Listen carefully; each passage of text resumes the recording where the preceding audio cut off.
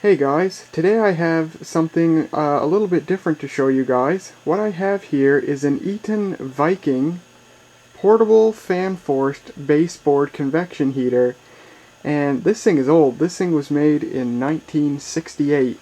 For those of you who have never heard of Eaton, the T. Eaton Company once had the largest chain of retail stores in Canada, and they competed with people such as Sears and Walmart and the like, and Zellers. And like all those other stores, Eaton sold their own line of household products, and this included portable heaters. And Eaton no longer exists. The company went bankrupt in the late 1990s, and ironically enough, Sears bought them.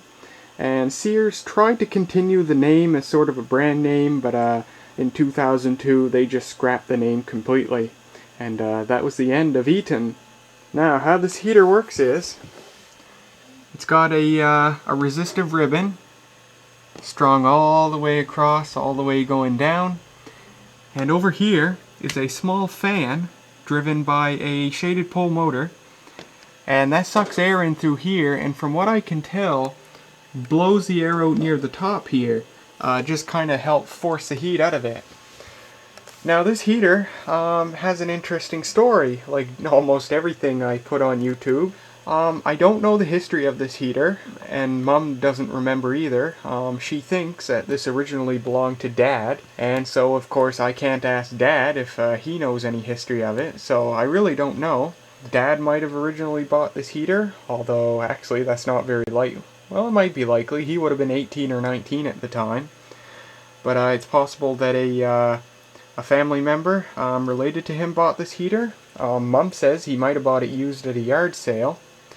But I don't know. But I've known this thing my entire life. For the first few years of my life when we lived at Dad's house, this heater wasn't used. It was stored in the junk room in the house. And then when Mum, my sister, and I moved out, we needed a portable heater just to help, keep our new house warm. So we dug this thing out and took it with us. And this thing's been with us ever since. It's gone from house to house to house. Now we're here. And this heater, we still have it. And this heater still works just fine. It hasn't been used in the past couple of years, because a couple of years ago this house was converted to electric heating. We used to have a oil-fired furnace, and we used this and other portable heaters just because we didn't like to use the furnace a lot, just because it stank, and the whole nature of oil-fired furnaces and the fear of carbon monoxide in that. But a couple of years ago we were converted to electric baseboard heating, so we don't really have a use for portable heaters anymore. So this thing sat in the basement for the last while, but it still works just fine. Something interesting. Like I said, it's got a small fan in it, and it advertises on the front here, fan forced. I had known this heater all my life, but I had never heard a fan running in it at all. So, just yesterday, as a matter of fact, I finally decided for the first time to take this thing apart and see just what the heck this fan, if any, was, and what it was doing. And I found something quite interesting. It turns out that the reason I'd never heard a fan running in this thing in my entire life is because for at least my entire life, the fan in this heater has not been working. It had two problems. First of all, the shaded pole motor seized up. And second of all, and I don't know how it got this way, but the fan blades themselves were adjusted improperly, and the fan blades were set too close to the wall of the heater, and the fan was just pressed up against the wall of the heater, so of course it couldn't move.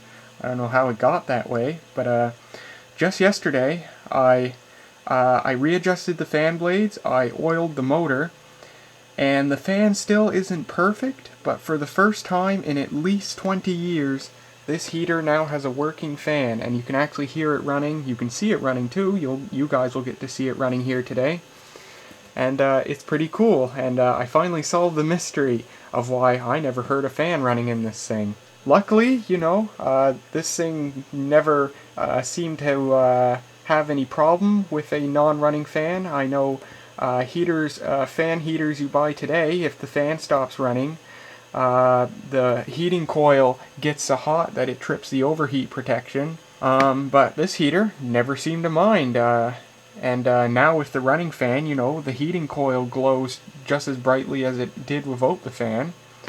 So it certainly never seemed to have been harmed any by missing fans, so that's good. And indeed, the fan doesn't seem to do much, but it's nice to get it running anyway. So, we've got a thermostat here, and that's the only control on this heater. It's 1500 watts, and here's the plug. Original plug, still in very good shape. Original cord, still in great shape. Notice how it's not a grounded plug, despite that this entire heater is made of metal. Certainly a sign of bygone times. It would probably be smart today to put a new cord on this, a grounded cord, but the original cord's still good, and this heater doesn't have any problems with it, so I say really no problem keeping the original cord for now. Now, what prompted me to make this video, besides wanting to talk about how I fix a fan, is last night, after I had fixed the fan in this heater, I did some looking on YouTube, and it seems vintage electric heaters are an actual thing on YouTube. Like vintage lights and vintage fans, vintage heaters are actually a real thing, and there's quite a few videos of them, and they have a small cult following. So that's pretty cool. And there is a video on YouTube of a heater pretty much exactly like this, except it was made by Sears, ironically enough. So, you've seen this thing. Here's the back of it. It's got a handle, and it's got the small feet here. There's how thick it is. It's about the size and shape of a real baseboard heater that you'd have permanently installed in your house. Upside down here, you got 2 feet. And if we look here, it's got a sticker on it, the T. Eaton Company Limited. Made in Canada, this heater was, which is pretty cool. Model 4556, 1500 watts, 120 volts, 60 hertz. Used with wall or base receptacles only. The only floor-mounted wall outlets I've ever seen in my life are in my grandparents' house. I've never seen them anywhere else, but it's a pretty cool concept. And we appear to be missing a screw right there. I've never noticed that before. And it's missing one here too. I don't know what that's all about, but oh well, the heater stays together. And there's the date of manufacture, July of 1968. This thing is very, very old, and that is awesome. So, let me set it back upright again, and we'll plug it in and turn it on. There, a couple of computer screws. Fix that. Now, as you can probably see, this thing isn't in perfect shape. It's got a lot of dings and scratches. It's got missing paint here and bubbling paint. Missing some paint down there. And if you look in there, I don't know how well you can see, but it's got a lot of rust in there and a lot of dirt. And I've done my best to clean it all up before this video. But as you can see, it's cosmetically kind of rough, but overall, I'd say for how old it is in pretty decent shape. So I've got it plugged in now, so let's turn it on.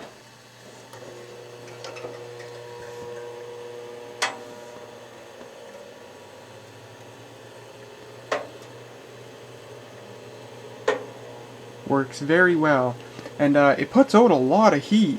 I'd say it puts out a lot more heat than most 1500 watt heaters you can buy today. Now if I turn night shot on, you should be able to see the elements glowing.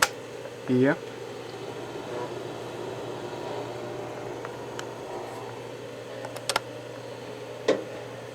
And yeah, it just works very well. Now I don't know if it was originally like this, but the thermostat doesn't seem to have a lot of hysteresis. Like, you can turn it up all the way there, and eventually it will shut off, and when the heater does shut off, once it gets warm enough for the thermostat to shut off, it turns on and off at pretty quick intervals. It'll run for a minute, and then turn off for a minute, and then run for a minute. Not a lot of hysteresis in the thermostat. Might be worn out, or maybe that's the way it was made, I don't know. But there you go anyway. So turn it off here, and I'll show you the fan running. Alright, in there you can see the fan and the motor, so let me turn it on.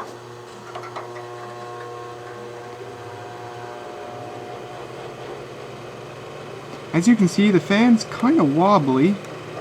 Turn it off.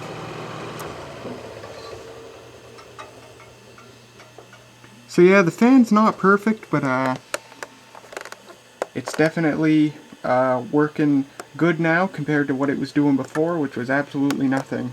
And based on what I've seen on YouTube, it seems that every single one of these fan-forced convection heaters from the 1960s through to the 1980s had problems with seizing fans.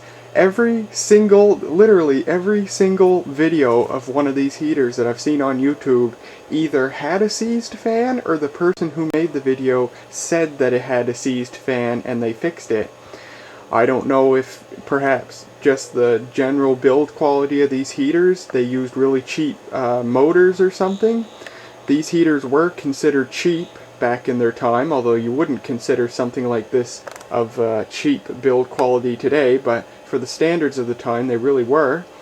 Or perhaps the heat, you know, just dried up the lubricant in the motor or caused parts of the motor to permanently expand or something. I don't know, but yeah, every single one of these heaters in history now has a seized motor unless it has been repaired at some point in its life. So that's quite interesting. But that's pretty much all there is to show of the Eaton Viking fan-forced portable baseboard heater from 1968. I think it's a pretty nifty heater, works really well.